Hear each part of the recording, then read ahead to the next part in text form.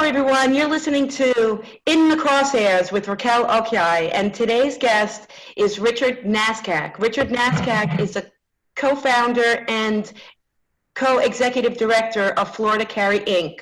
Florida Carry Inc. have been carrying the torch for gun rights in the state of Florida since 2010.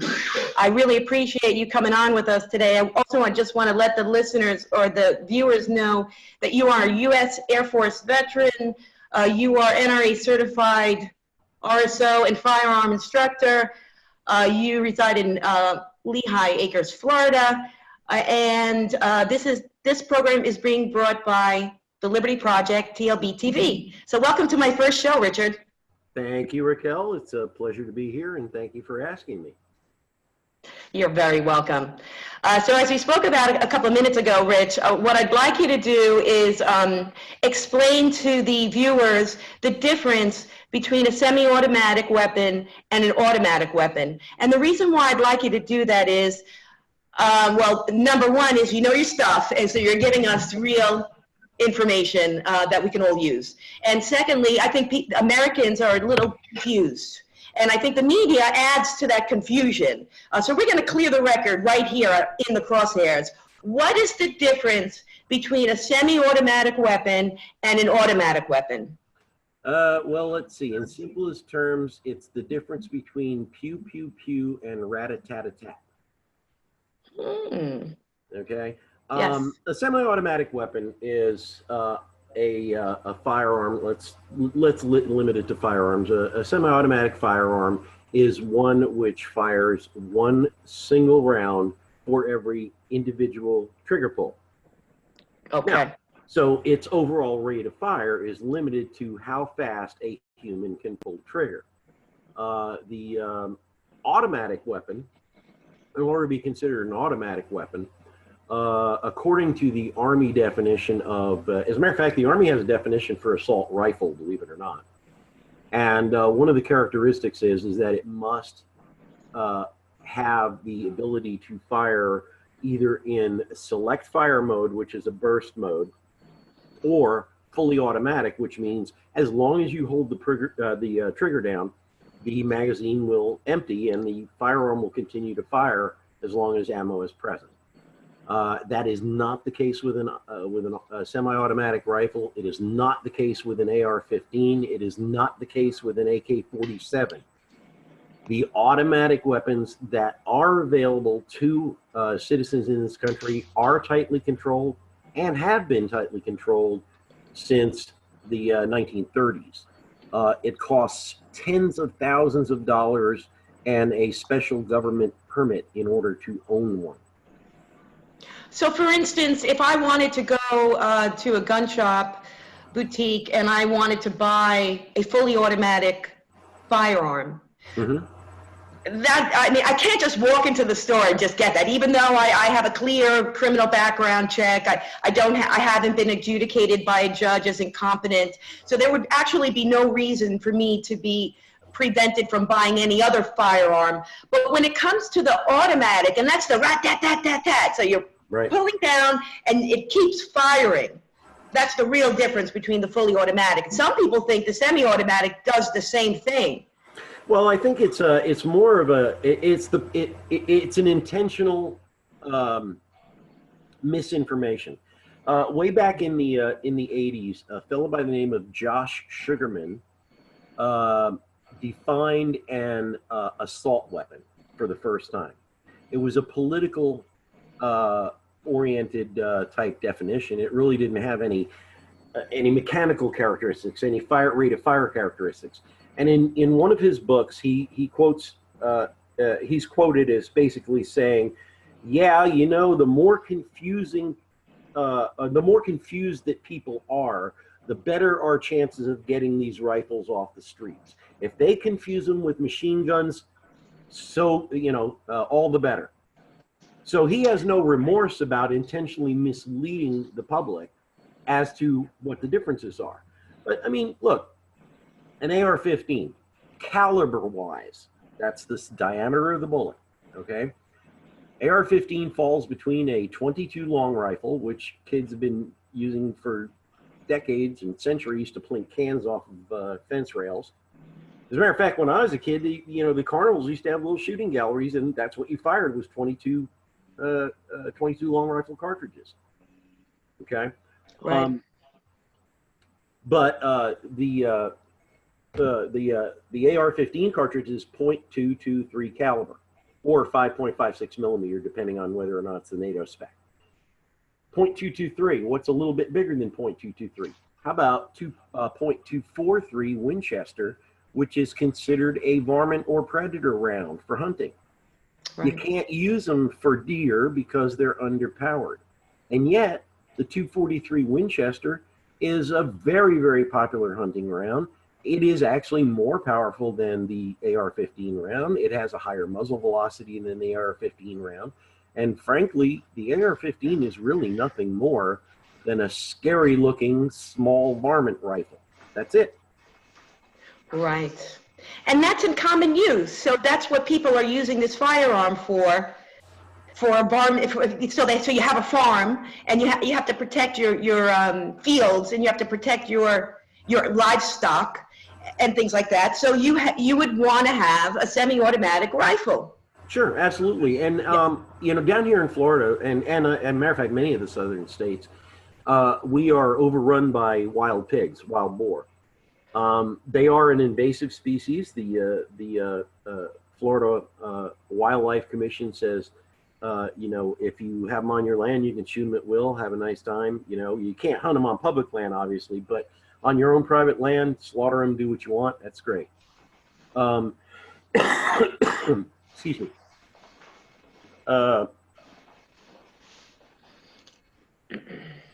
That's amazing. Pigs running around Florida. Right. So you couldn't really use like a small caliber weapon on a big pig. I mean, that's something that you need some caliber on to. Well, no, it's not that. It's just that the pigs. I mean, you can take a pig with a 22 if you place a shot correctly.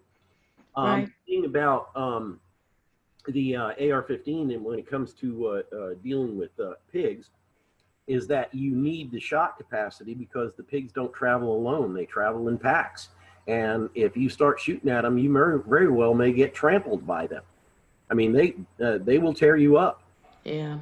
And so you need those rounds. When one of those things starts running at you, you need to be able to put several rounds into it very quickly. Okay.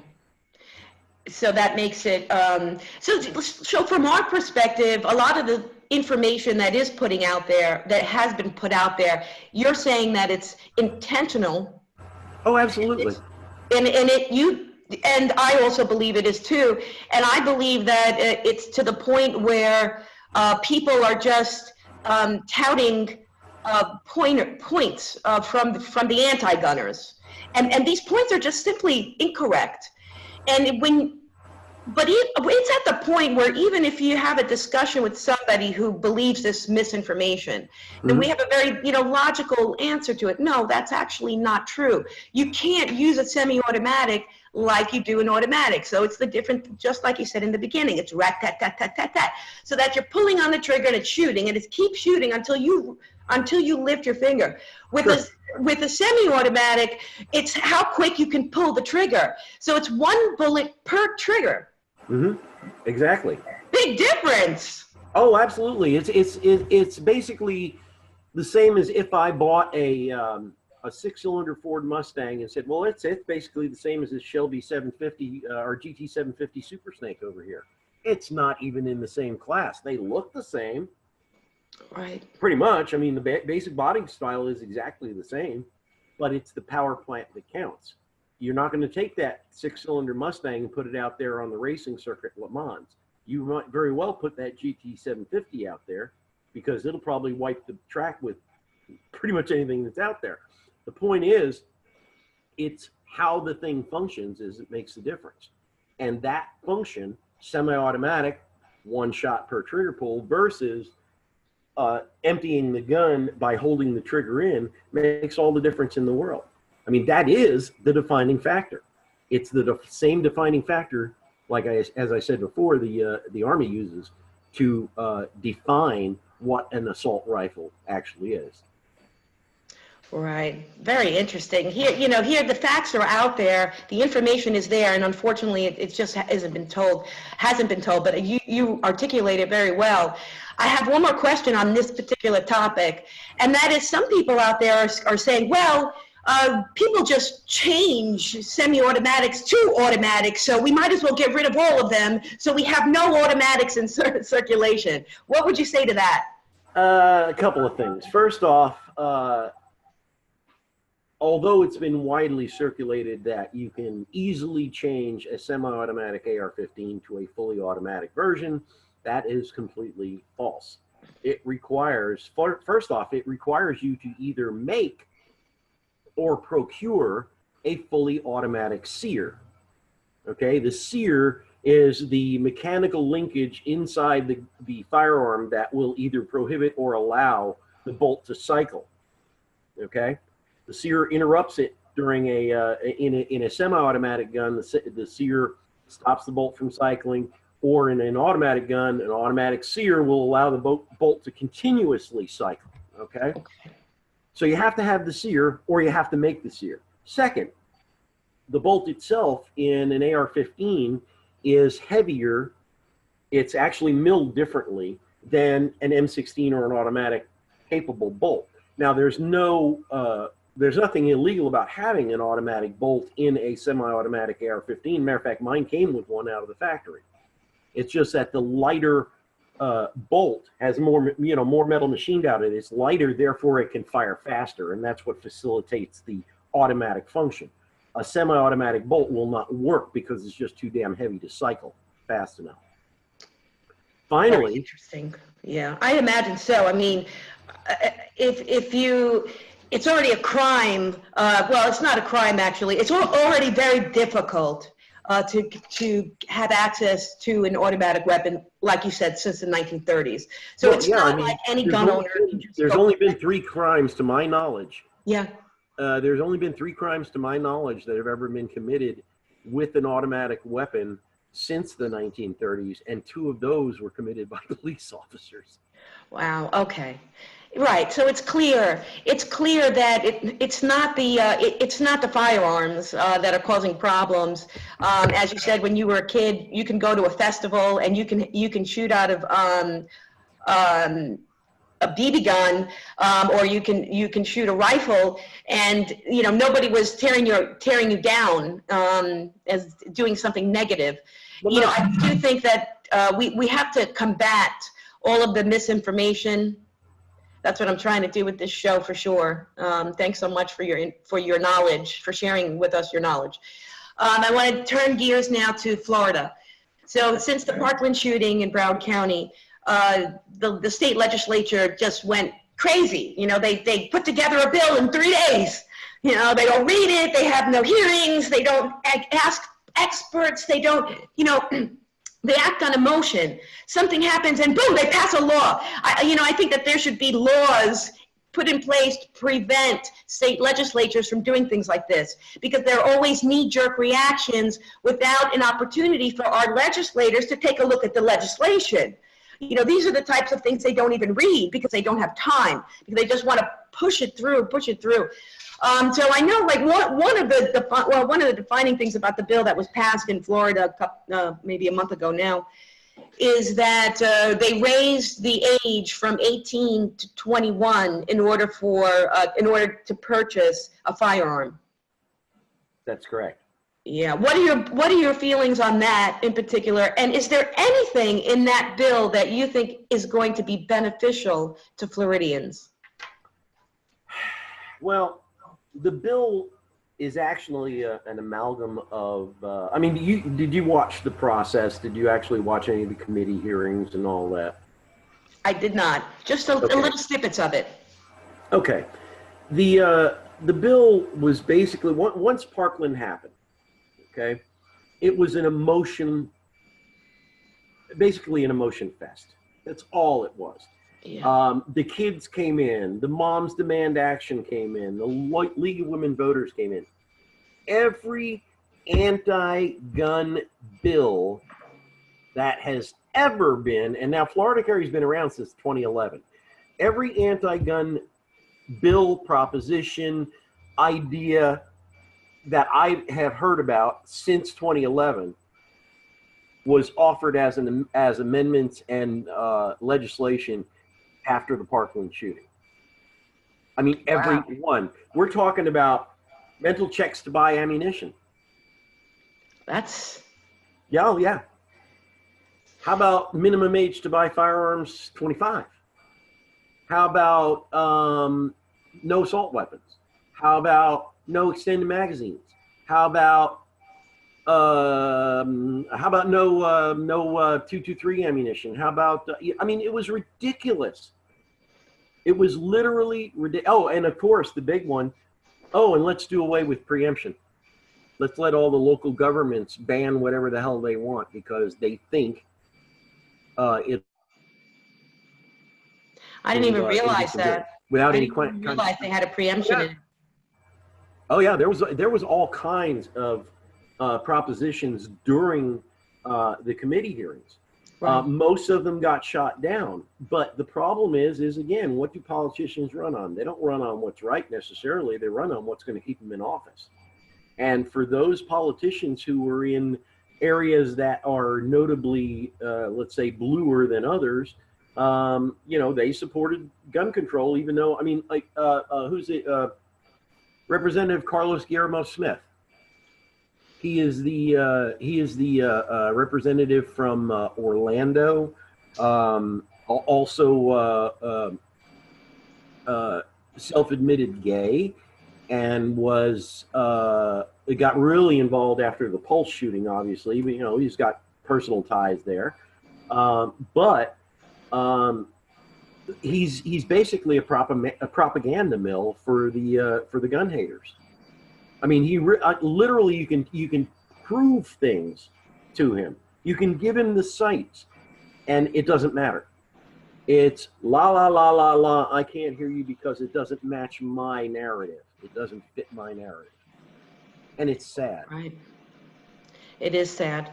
Do you think that we're going to be able to overturn? You know, I think the 21, you know, it's just, it doesn't save lives. This is not anything, it doesn't have anything to do with like preventing school shootings. Because in my opinion, you know, 18 is the age of emancipation. 18 is the age that you can serve your country, or younger sometimes. 18, as far as the entire, you know, country goes, you're an adult. Yeah. Sorry. Yeah. Well, you may not want to be an adult. You may not want to grow up. But quite frankly, you're 18. Okay. No, an 18-year-old, you know, might not know we do. But I didn't know that much when I was 18 either. Okay. But the idea is that we are adults, and as adults and free Americans, we can make these decisions ourselves. Absolutely. You know, it's this part of this. I don't want to take any responsibility for my own life, so I'm going to let the government tell me how to live, what to eat, what to drink, how to dress, what to say, what not to say, what to carry, what I can own, what I can't own. It's a total abdication of responsibility. I was 19 when I fired my very first fully automatic weapon. Very good. Well, that's what the Air Force gave me to shoot. And that's, right. I said, okay, that's what I'll shoot then, you know. And guess what it said on the side of it, believe it or not?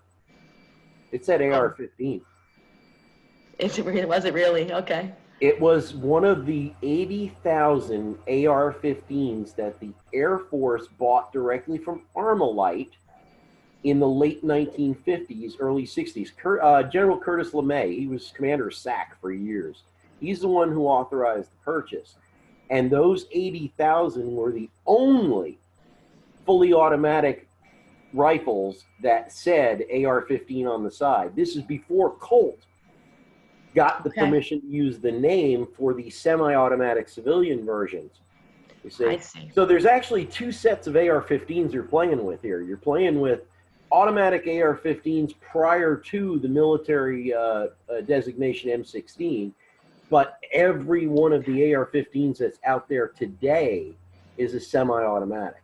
All the automatic ones were, you know, they're long since retired from the military. I hadn't seen one Geez, I hadn't seen one in 30 years when I retired at that point.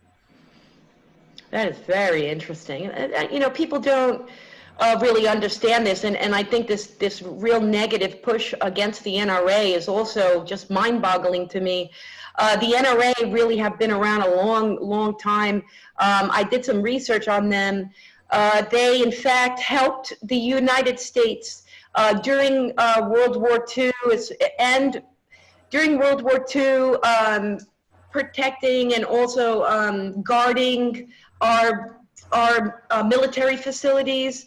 The NRA have spent decades training others how to use firearms, which is really key in owning a firearm. So, and I don't know any gun owner. I just don't know any, and I know a lot. I don't know any gun owner that's not trained and doesn't continue their training, because firearm owners take it very seriously. That's how I was trained, that this is a firearm. This is not a toy. You know, this is, it's almost like when you know, go start driving, you know, there's just, you are an adult and you have to, you know, take responsibility for yourself. If you're in charge of something that's heavy and big and could cause problems, well, then you better learn how to use it. Well, and that's exactly right. Responsibility as an individual. You can't just have the government come in and say, nah, you're all just too irresponsible and too dumb. You know, we're just going to take your rights away. I really want the American people to understand this point. It's not the physical gun. This is the Second Amendment. This is the idea that we have a God-given right to defend ourselves, and it's not just defend ourselves against our common enemy, a burglar, a criminal trying to enter your home. It's also there, and this is implicit in the Founding Fathers' documents, it's also there to give us a means to fight a tyrannical government if one should come about. And period. You know, everybody just get that part. You see, because the Founding Fathers had to fight the British and their tyranny to create America, and they knew that without their capacity to fight back with the same means as their opponent, we would never even be here, Rich. America wouldn't even be here. So that right, it really doesn't, you know, the society just cannot even just make a decision. It's not up to them. Not up to them. I would agree. See, the thing is if you were to turn around and apply any of these other restrictions to any of the other fundamental rights that people enjoy, and that in particular Democrats claim that they espouse, right? Constitutional rights, civil rights, the right to defend one's own self is probably the most fundamental of all civil rights. I mean, for example, they want to, all right, let's say, they say, well, what need do you have for an AR-15? What do you need a gun for? Well, I would say, what do you need your free speech for? I mean, what do you really need? Why do you need to be protected from unreasonable searches and seizures? If you're not doing anything illegal, why would you need that protection? Okay. Right. So again, you have to, and I find it ironic. You're aware of David Hogg, the student at Parkland, who's apparently become an anti-gun celebrity. Yep. Mr. Hogg's sister was on Twitter the other day griping about the clear backpacks that they are forced to wear, and how that was an infringement on her First Amendment rights. Oh, how ironic it was. I mean, the fact of the matter is, kiddo, yeah, you have to be careful for what you ask for, because you just might get it in a way that you didn't anticipate. Yes, that is true. I mean, I wouldn't want to be in high school. I have secret stuff in my backpack when I was a teenager. Uh-oh, TMI. Don't want to know. Yeah, I do want to know, but not on I would be flipping out if they tried to tell me to make a clear bag. I'd be like, Mom and Dad, get me out of this school. I'd be moving to a different school. I mean, what are you going to do with your I am well. I mean, I know I'm married, right? My wife, well, not anymore, but at some point she was carrying feminine, hygiene products, and I'm not quite sure if she would have wanted to carry those things in public in a clear purse. I can get that, okay? I can understand that. Yeah. I totally sympathize, but at the same time, I wouldn't be the one who would demand that she give up her right of privacy in order to satisfy my curiosity as to what's in her purse. I mean, and essentially that's what these students are doing, is they're trying to turn around and say, well, you don't have the right to invade my privacy, but I can tell you that you shouldn't have a gun for your own self-protection. That's not the way rights work. Yep, that is right. And I would challenge anybody out there to, a lot of folks talk about states' rights with regards to firearms, and they claim that the federal government has no right to tell the states how to deal with firearms. I say, au contraire, yes, they do, because the federal government says the states will not interfere with one's rights to free speech. Right. States will not interfere with one's right to be free of unreasonable searches and seizures. These rights are incorporated against the states, and the states have to abide them.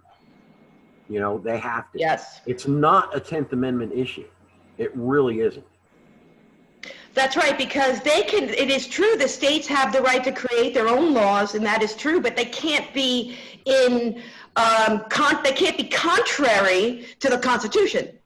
That's correct. And they also can only make laws on those topics to which the federal government does not have authority to regulate. Now, seeing as how the Second Amendment is a federal government authority, as a matter of fact, what the federal government needs to do is they need to change their paradigm. There's an old buzzword from the 80s, huh? Paradigm shifting, remember that?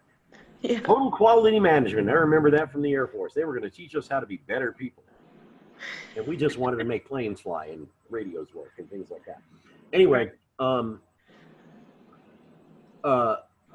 the paradigm has to shift from federal government trying to enforce restrictions on the Second Amendment to the federal government enforcing the honoring of the Second Amendment by the states. Okay, and it's not unprecedented. Think about it. Alabama, 1950s. Black kids going to school, segregation. I'll bet you couldn't find but a handful of people in Alabama that would agree to that, okay, at that time. And yet the federal government said, no, it's a civil right. They are people, and they will be allowed to attend public schools. Right. So in that respect, the federal government became the protector of that civil right. And I believe the federal government has a responsibility to be the protector of the Second Amendment against state encroachment. That's a very good point. Yeah, I get that is true. That they do have to, and that's really their role. The federal government's role is to make sure, one of their roles anyway, is to make sure that the states are creating their laws within the realm of freedom and liberty, in the words of our Constitution. That's correct. But it seems like I don't see them doing that at all. I see them creating all these wars against people. And why aren't they actually tracking the government's actions? Well, the reason is simple at this point, because right now, without the Supreme Court basically accepting a fundamental Second Amendment case and saying, look, all you federal courts, you better get in line, okay? Right. Unless they actually do that, and they eventually will. They can't do it now because of the constitution of the court, right. Being split. Basically, you've got 4 conservatives, 4 liberals, and 1 fence sitter. If you want to call Kennedy a fence sitter, he's actually a conservative, but he's been known to go against the tide, if you will. Yeah. But I'm sure that when either Kennedy retires, which has been rumored, or Ruth Bader Ginsburg assumes room temperature finally, or whatever, something. I don't know. Maybe maybe Elena Kagan decides to run off to Tahiti. I have no idea. Whatever it is, but when the constitution of the court changes to where there is a clear majority, you will see Justice Thomas, if he's still there, God willing, he will, he will stomp. I would love to see Justice Thomas write a decision. Justice Thomas is in favor of privileges and immunities with regards to the Second Amendment as opposed to the Due Process Clause. And I happen to agree with him. Very, very smart man. I read his book, his autobiography rather. Just so thoughtful, Justice Thomas, so thoughtful and really brilliant, really brilliant. We're very lucky to have him, in my opinion. Interestingly enough, my son, well, that's not really, my son just handed me a note here. The AR-15 5.56 millimeter standard Daisy BB 5 millimeter. I don't think that's quite correct. I think the standard is .177 caliber versus .223 caliber, but hey, he's trying. Oh, what a good kid. Well, he's 30. He's far from a kid, but. Well, what a good man. Yeah, I agree. But, I'd like to address this weapons of war thing. Okay. Real simple. The gun control folks suggest that it should be justified to take, quote, these weapons of war from civilians. And I saw a little meme on the internet, and it kind of like, it summarizes my thoughts. That if you're suggesting sending men with weapons of war to take my weapons of war, then I'm fairly certain that's what's called an act of war. And the definition of tyranny, which coincidentally is the reason for the Second Amendment in the first place. Yeah, that is quite true. It's a good point. Yeah. I think it's perfect. I mean, look, you're telling me, what's the reason you don't need this? You don't need your guns because you don't need the Second Amendment because you don't need to be protected from a tyrannical government. So we're going to take your guns away. Well, then what do you become? A tyrannical government. Have a nice day.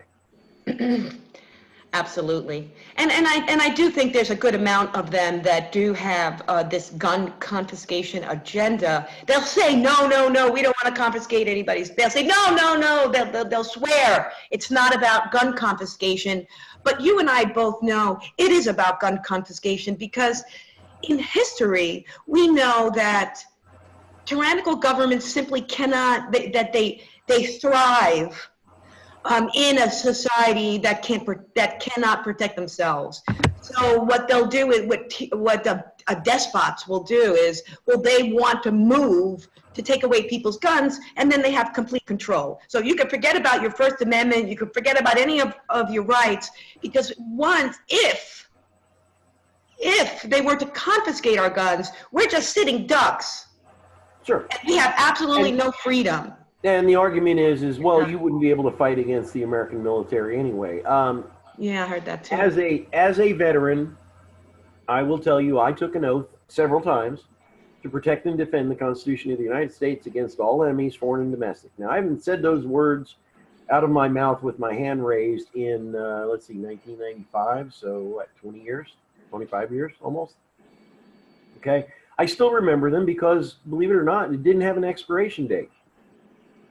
When I raised my hand, took that oath, that was a conviction. It's not something that I was only going to do while I was wearing a uniform. And I will protect and defend the Constitution against all enemies, foreign and domestic.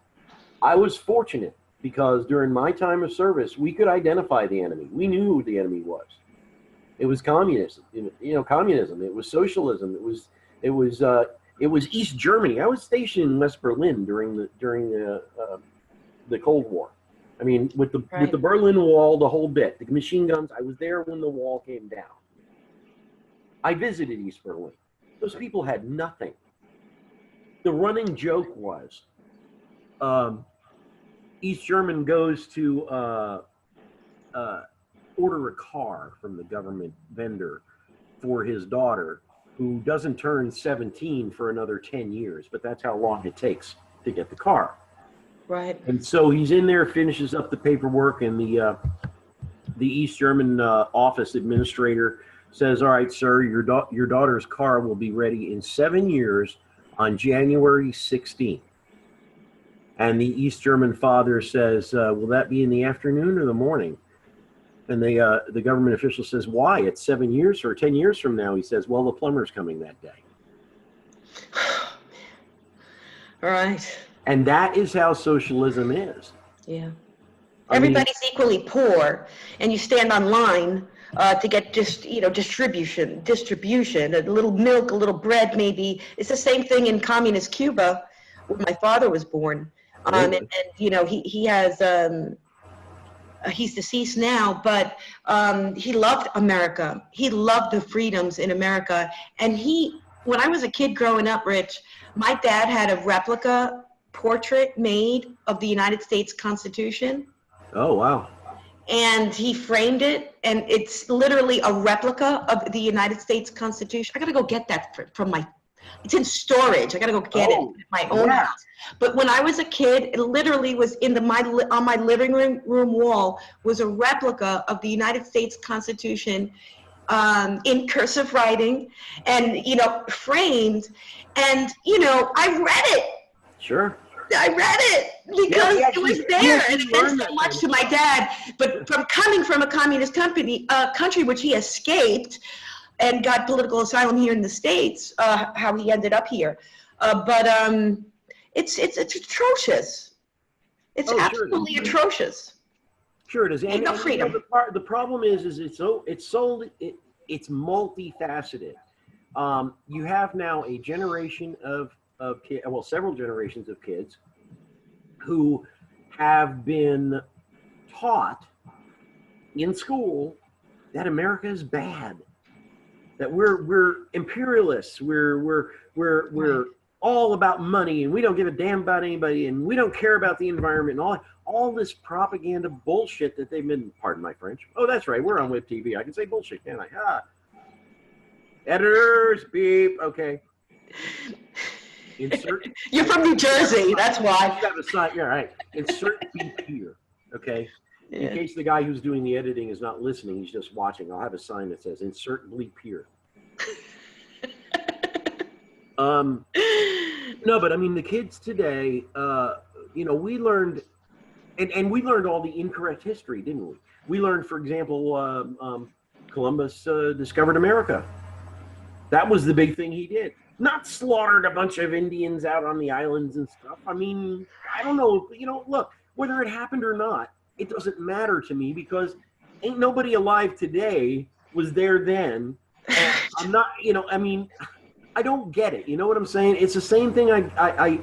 It's the same feeling I get when I look at the Vietnam veterans who came home, and they were literally they were scorned. I mean, these people didn't want to be there. Nobody wants to go to war. Right. I certainly didn't want to go to war. Yeah. And thank God I didn't have to. I served my time in a Cold War. I never had to go to battle. And I thank my lucky stars for that. Right. But that's not the point, okay? Thank Ronald Reagan and Margaret Thatcher. Believe it or not, oh yeah. And the Pope. Believe it or not, Ronald Reagan, do you remember the Mr. Gorbachev tear down this wall speech? Mm-hmm. Okay. That happened in Berlin, obviously. I was stationed there. I was on leave in the United States when he did that speech because my son had just been born. Okay. Okay. So I never got to see it. And when I get back, they tell me, oh yeah, Reagan was in Behala, which was it used to be the main passenger terminal at Tempelhof Central Airport. But when the military took it over, they took the carousels out, and it was like this big open area that we used to use for big formal functions, that a lot of people attending, like a big open hall. And so Reagan came there to speak, and in the middle of the speech, one of the red, white, and blue balloons at the entrance popped at the other end, and this thing is really cavernous. It echoes terribly, right? So he's speaking, and he says, blah, blah, blah, bang. He doesn't miss a beat. He looks up and he goes, miss me. That happened And I would have been there because all of my people, I worked in the intel unit, so all of the guys I worked with, we were all cleared, so we all got to sit up front, you know? Right. Had I been there, I'd have been up front and saw that. But as it was, I got to watch it on television from a motel room in North Carolina. Like the rest of us. Yeah, yeah. Yeah, I mean, I think that's the way to do it. You know, the Cold War was something very different thinking, and it definitely catapulted Reagan to the status that he had become, you know, as a president. I think he really came a long way. I think he was a very good president, and that Cold War, keeping us out of war, you know, you can't beat that. No, well, Reagan, you know, as much credit as I give the idea that Reagan wasn't terribly a smart man, he was smart enough to surround himself with people who knew their business. Right, which is good, which you have to do. Yeah. You can't do it alone. Nothing, you know, you need your team. You need people, you know, backup. Well, and you have to be able to trust the people that are on your team, and you have to be able to know that they know what they're talking about. Right, exactly. That's the problem and that's the problem with politicians who have this thing about guns, is they're listening to people who have no expertise. Right. And they're just blindly accepting what they say is fact, and it's just simply not true.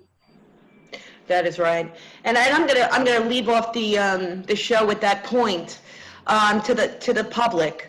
That if you want to get information on a particular topic, for instance, Second Amendment, really need to go to the experts.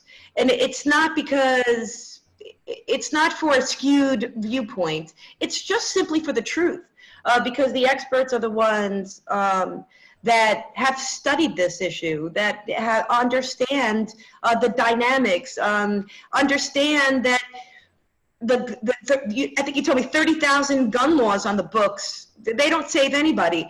In my opinion, gun laws simply prevent legal gun owners. It restricts us, and I haven't done anything wrong. There's no probable cause to believe that I'm going to do something wrong, but yet I'm being penalized. That's how I feel as a gun owner, is I'm being penalized for doing nothing wrong. So, you know, that blame game, don't pick a boogeyman and say, oh, it's their fault, and you can all jump on that boogeyman, like the NRA, for instance, and jump on the boogeyman, and somehow that's going to change things, because it's absolutely not. Well, get to the facts. Interestingly enough, interesting enough, we're eventually going to talk about this, and I believe it will happen within the next 10 years. We're going to start talking about incorporating First Amendment prior restraint doctrine into Second Amendment application. Well, we'll have to. We have if it continues down this path. It's the only way, because we really have to protect it. And no one else is going to protect it unless we do it. The public, the people, have to contact their politicians, their elected officials, and let them know how they feel. We want facts. We don't want hysteria. We don't want your friends, you know, bloviating about a topic that they don't have any expertise in. We just want the facts. We don't care if they're red, blue. We're not so stuck, you know, on people in general. You know, we all have different ideas. It's not always, you know, it's not always cut and dry. But at the very least, when you want to educate yourself on the topic before you speak about it, you want to learn from the experts. That's right. That's what I've been doing since 2010. Well, me too. I mean, look, when I go to conferences, when I go to GRPC, for example, I mean, you haven't been up into the Florida Carry Suite yet, have you? Not yet. I'm coming. To Chicago? I'm thinking about it, yes. I'm going to try and be there September. If you come to Chicago, let me see if I can get you up in the suite at least and introduce you to a few people. One of the people that commonly, I mean, like every year, except last year. No, wait a minute. Last year he was there. That's right. It was Gene that couldn't make it. Gene was sick. But I'll introduce you to Don Kilmer. Okay.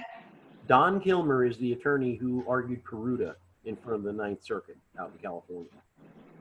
Oh, okay, perfect. Oh, yeah, I would love to do that. I'll introduce you to Dave Koppel. Dave Koppel and Clayton Kramer both wrote that shall issue the new wave of gun control, which cited that police were over 5 times more likely to kill an innocent than an armed citizen.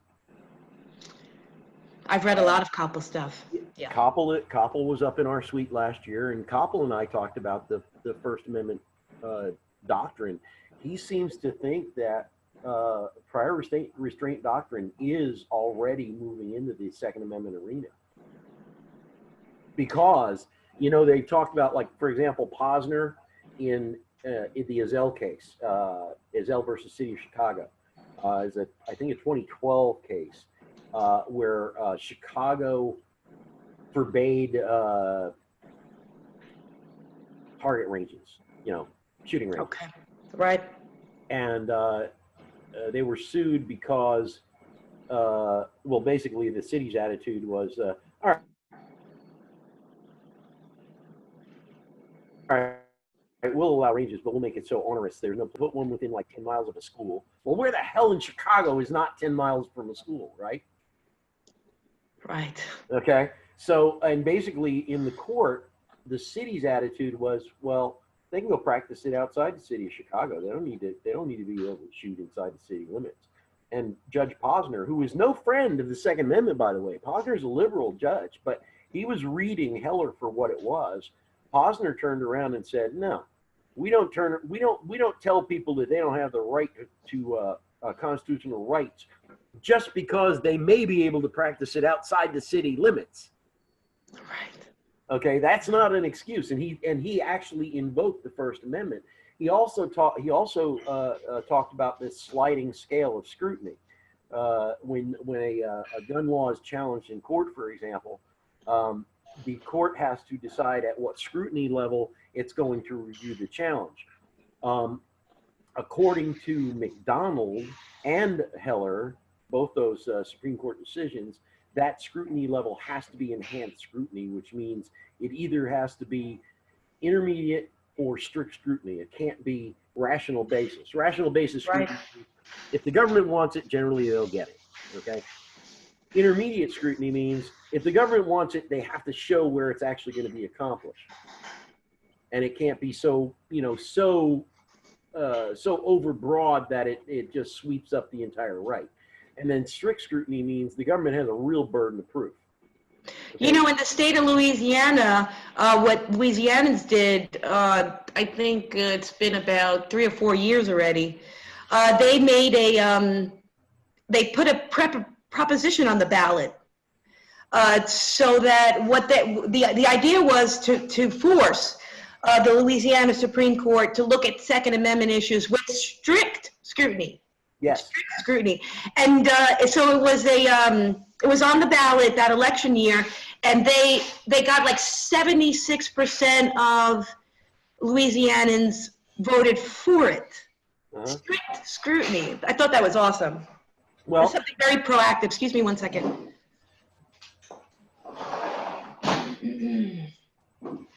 Sorry, there was some noise in the background. No, no problem. Believe it or not, Florida, the Florida Supreme Court, and we cited it, we quoted it in the Norman case. Remember the Norman case, right? Yes. Okay. Mm-hmm. When we went to the Florida Supreme Court, we cited, Eric stood there and said, in a previous case, Justice Quince wrote the decision. Quince is the black justice on the Supreme Court, female.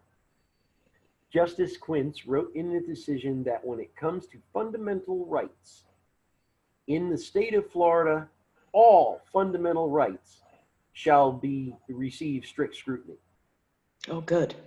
And then in Norman, we threw it right back in her face. And you know what? They basically said, except the Second Amendment. Oh, come on. I'm serious as a heart attack.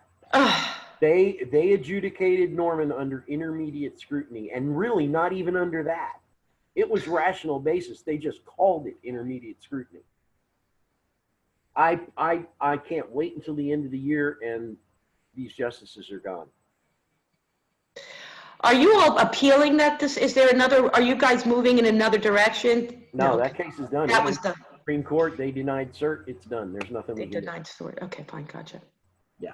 And like I say, they denied cert because they couldn't guarantee a win. Okay, right.